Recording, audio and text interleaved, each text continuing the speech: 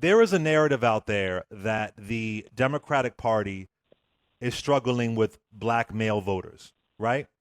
And I've heard that for a while, and there might be some truth to that. I may have saw that in the primaries. Could be some truth to that. I've talked about it. But now I'm hearing is that Biden and Harris need to do more to reach black male voters, that they're not doing enough. They need to do more, and they're failing. Uh, and I have been seeing outreach. I talk about it on my show. The Biden-Harris plan specifically talks about black men. I see Shop Talk, for example. I see Biden going into black communities, and of course Kamala Harris doing that as well. But they keep saying they have this black male issue. And for me, I struggle because I'm like, listen, I don't know what else can be said. Like, I don't know what they got. I mean, are they going to come to your house and give you I don't know. But here you are a black man, HBCU grad. What do you think of this? Is there truth to it? What are your thoughts on it, Drew? Well, I mean, you look at it from a historical context. I mean, black women have always outperformed black men at the voting booth, at the polls, and in support. So, just from a historical context, going all the way back, I can go back to the 70s, to be honest with you. Black women are going to be the larger part of the base. So the numbers aren't necessarily going to be equal. But when you look at, people talking about, well, you got to do more for black vote. It's like, well, I'm on the side with you. What more do you want? One of the things, though, that you can look at, and I'm going to go all the way back to 1972, when a wonderful sister from Delta Sigma Theta Sorority Incorporated by the name of Shirley Chisholm was running for president. And unbossed. Yes.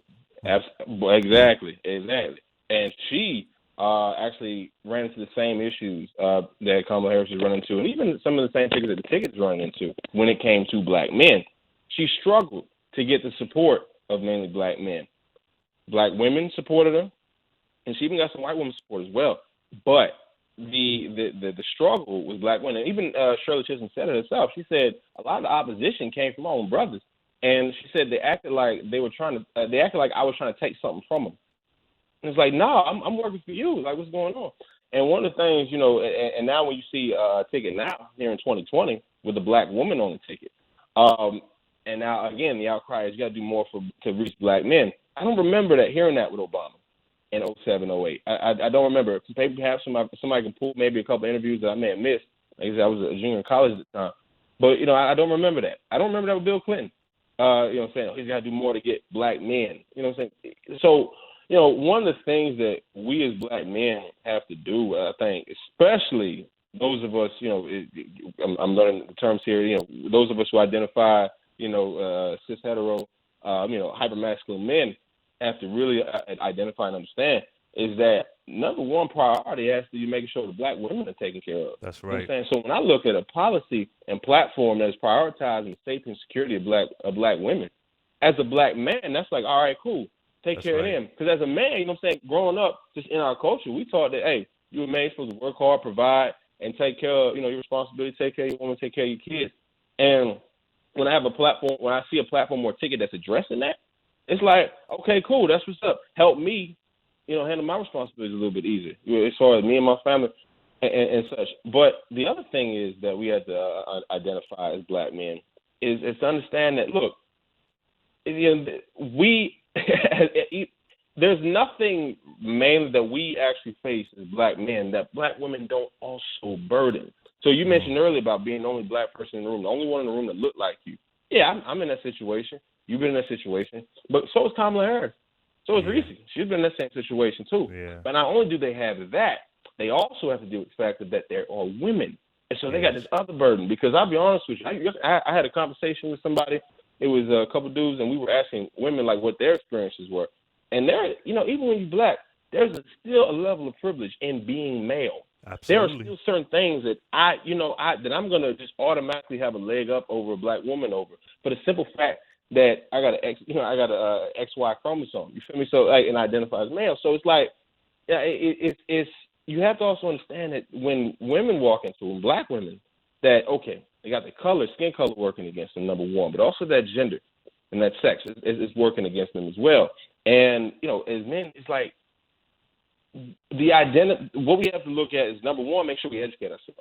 Because the other part about that is a lot of people who have said, I don't feel like, I'm saying, it ain't talking to me, have not even read Lift Every Voice.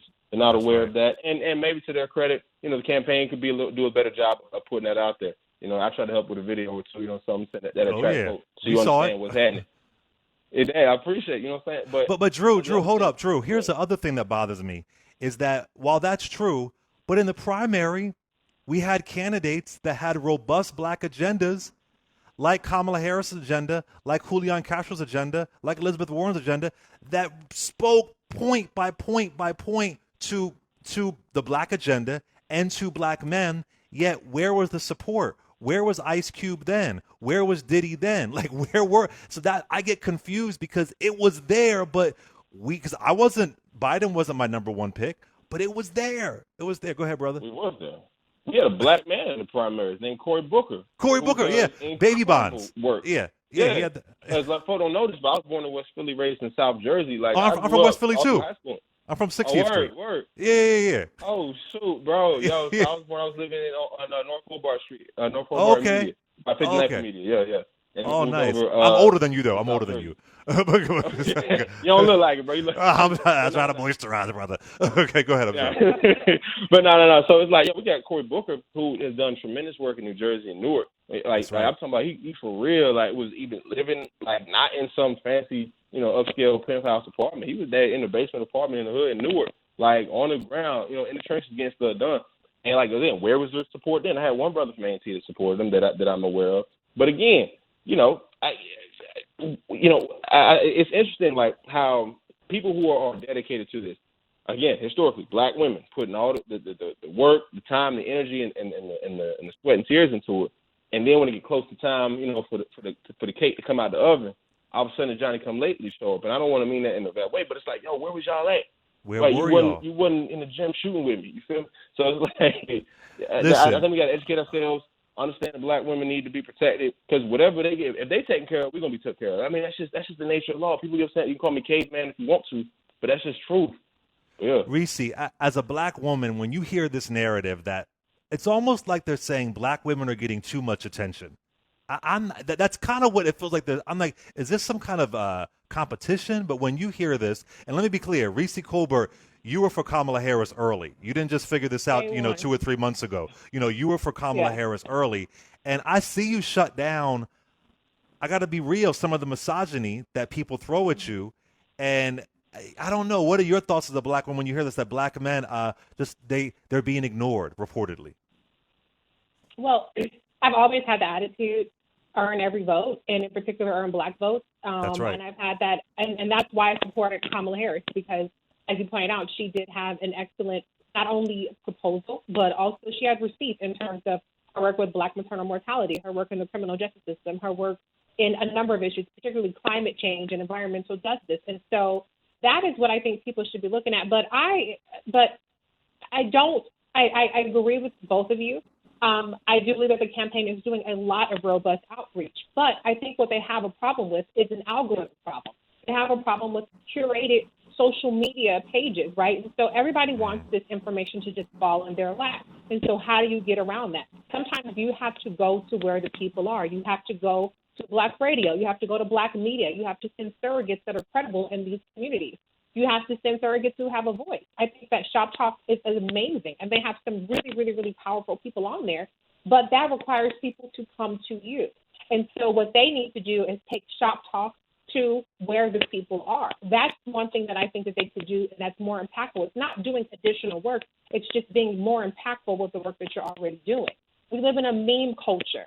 I was seeing all these comments on social media about how Donald Trump is doing more to combat sex trafficking than any other president. And I was like, where is this coming from? And I heard this from Facebook, and apparently there's a meme going around, and there's a chart from QAnon and things like that. These are the kinds of things that are piercing our black community in particular through social media. And so that means that you have to fight the meme wars.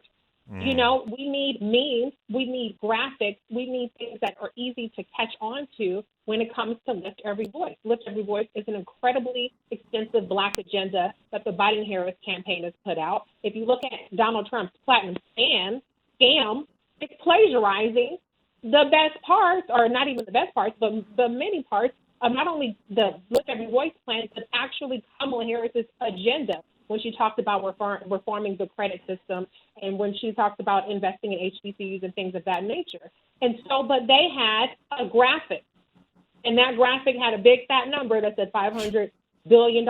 And so, or whatever the number was, which was complete BS, because none of that is actually listed in the same way in the plan, in the details.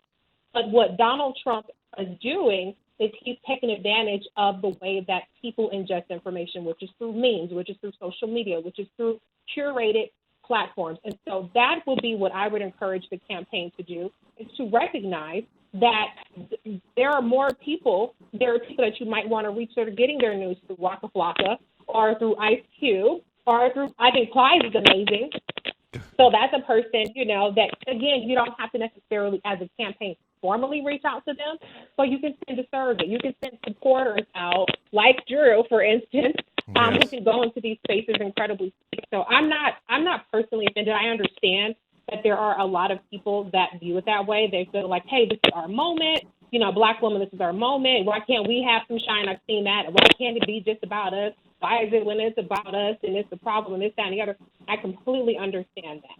But on a political manner and in the landscape of what we're looking at, there are ways to be more impactful and effective in not just reaching Black male voters, but reaching Black women voters as well, who are falling into this trap of this disinformation and misinformation war, particularly through memes that's being waged against the campaign. No, Reecie, you nailed it. I've always said this. Democrats have a messaging issue. They just do. Their messaging is sometimes weak. Like, I don't understand sometimes why Joe Biden doesn't brag more about the historic reforms that Obama had under criminal justice. I don't understand why I don't hear more bragging about the amazing work Julian Castro did as a Secretary of Housing. I mean, but they're not braggers. I'm like, yo, y'all gotta brag. Y'all gotta show it off. Y'all gotta pop your collar, something. Like, y'all got to let people know. But you're right, it is a messaging issue sometimes.